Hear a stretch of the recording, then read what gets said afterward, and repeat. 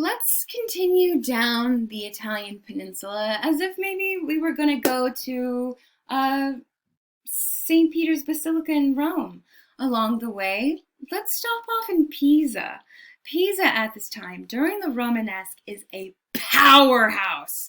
The town of Pisa controls many elements of trade within the Italian peninsula.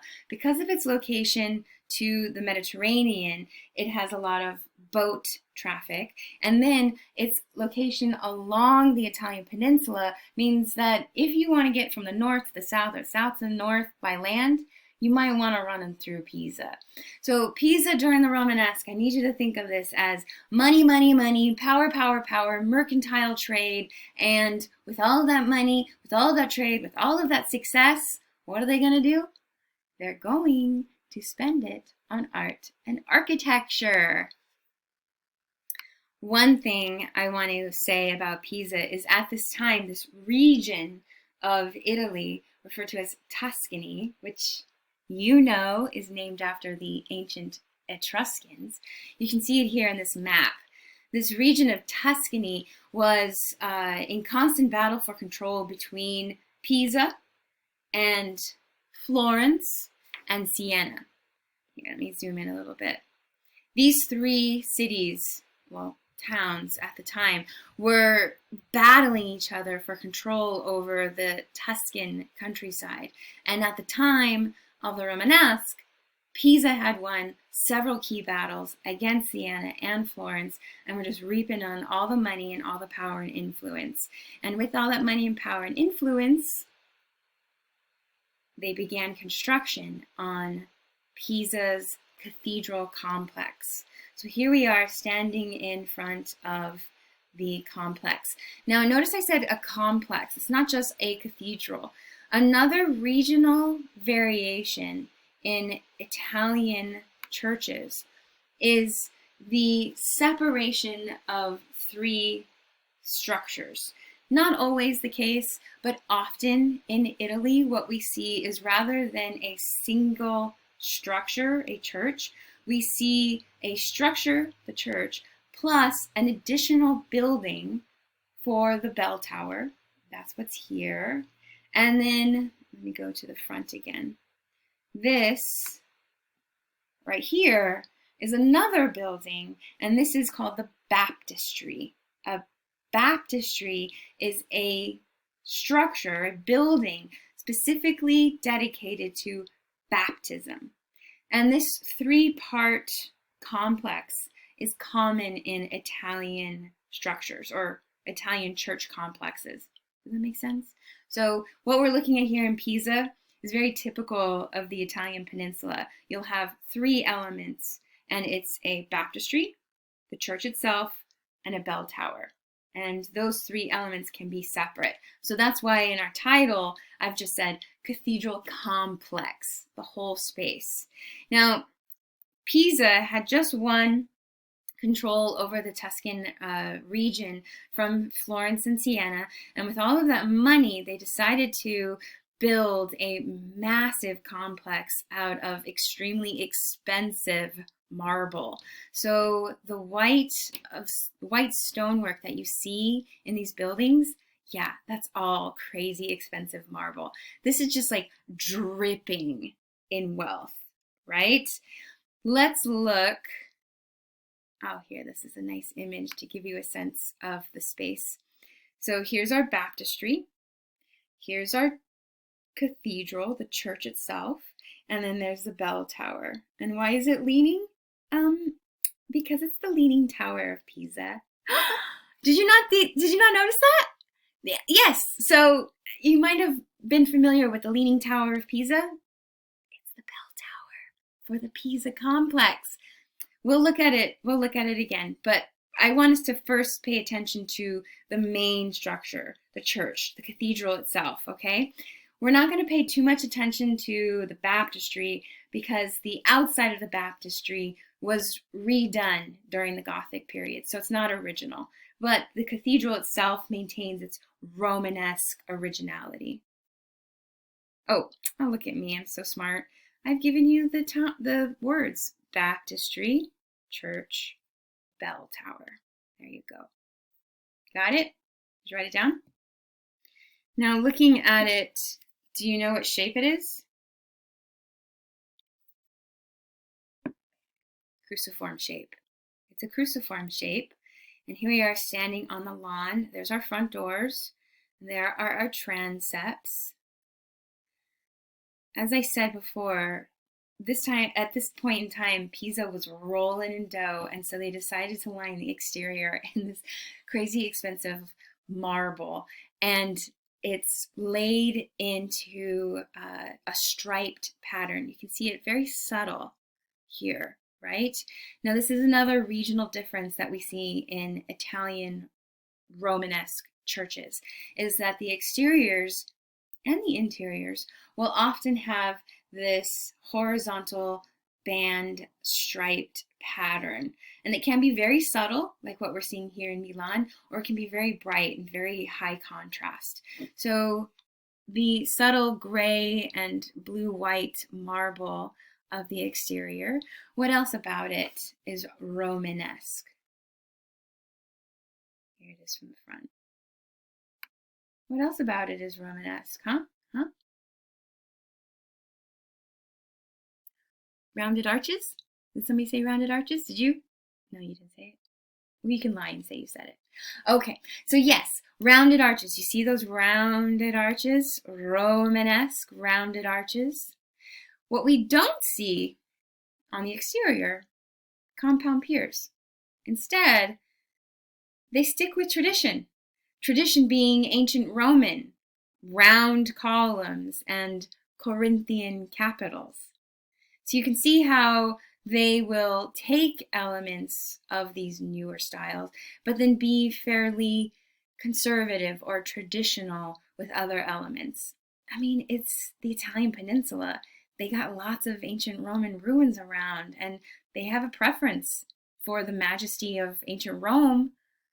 They're going to include those Corinthian columns and those round columns over a compound pier. Let's go inside. Oh, see, there I am telling you again. Rounded arches, round vaults. You want to go inside? Do you think it's going to have a round vault? Surprise, it doesn't. I know. Okay, so we're standing in the gallery level. Okay, so Pisa's cathedral was part of the pilgrimage route down to Rome. So it has the extended nave, the transepts, the crossing. It has side aisles. It has a gallery level. We're standing in the gallery level, looking towards the apse, and it has a more traditional flat timber roof. What else do you see that is typical of Italian regional variation of Romanesque? The horizontal band, the horizontal bands of marble and this more black gray travertine or limestone here. So we see our rounded arches, but we also see these horizontal bands. We also don't see any compound piers inside either. Instead, we have the more conservative, the more traditional rounded arches. Now, one of the visual experiences standing in an Italian Romanesque church with this horizontal banding, think of these bands as steps up the space for your eye to rest. Because as your eye goes up those columns, you are then continued step,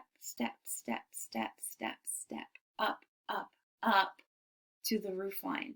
So whereas we saw in like St. Cyrenan how that transverse arch creates that line, that guides your eye up and over, here we see it in this step pattern. And what this does visually is it creates the similar effect of a heightened space, but it also dematerializes the space into this kind of hovering horizontal planes.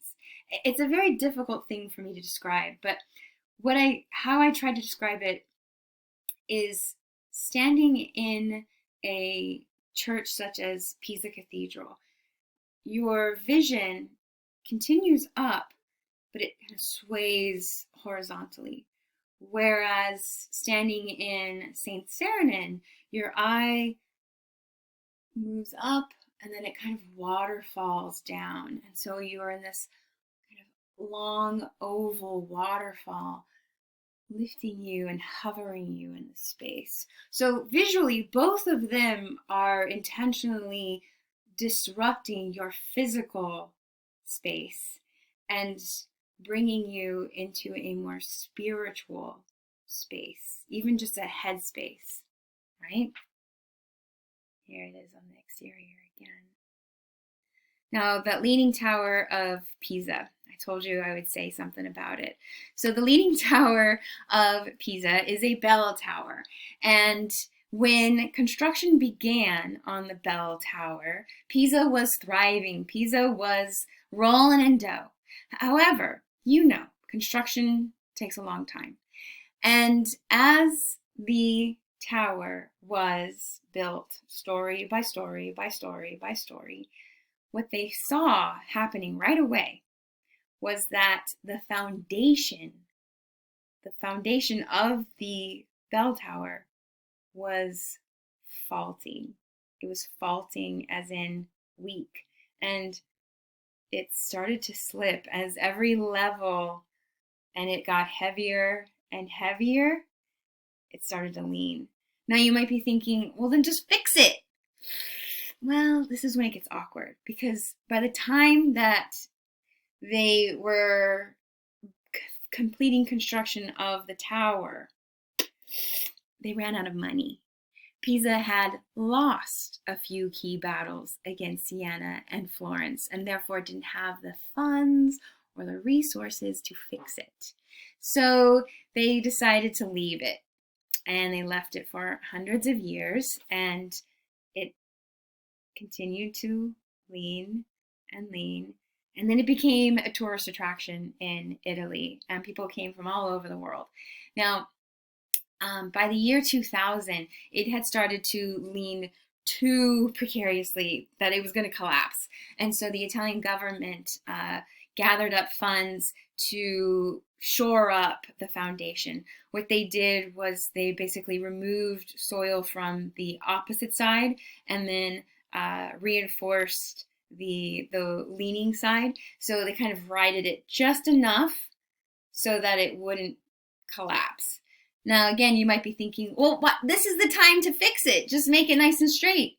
No, it's a tourist attraction. It brings in so many people to Pisa who want to come and take a picture with the Leaning Tower of Pisa. They're not going to fix the Tower of Pisa in the year 2000. They're going to keep it leaning. It's just not going to be as dangerous.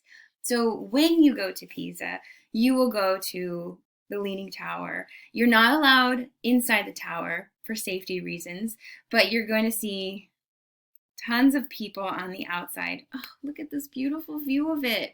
Come on, Romanesque rounded arches all around. Yes, it's beautiful. When you go, you're going to take a selfie like my student Michael did, and you got to play with perspective, right? Here, this is from my student Ben. He did this.